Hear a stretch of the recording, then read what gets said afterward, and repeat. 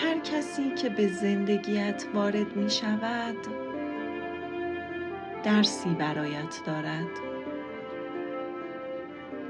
حتی اگر با درد وارد شده باشد، آمده تا چیزی را درونت بیدار کند. آدم‌ها تصادفی نمی آیند. آنها فرستاده اند. نه از سوی آسمان، بلکه از سوی رشد تو.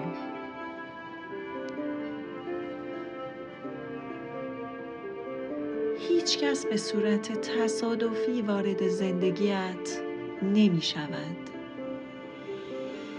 هر انسانی که در مسیرت قرار می گیرد حامل پیامی است، درسی است،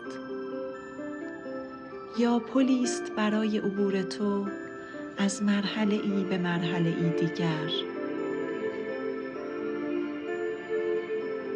حتی آنهایی که رنج به همراه دارند مأموران رشد تو هستند.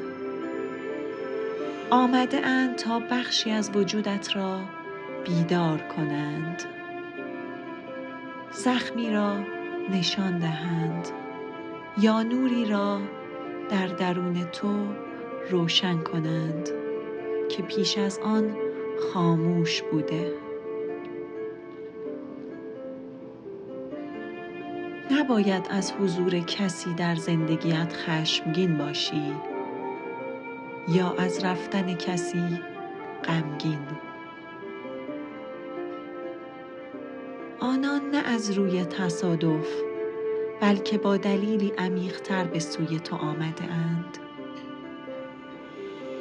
و آن دلیل تکامل توست، رشد توست.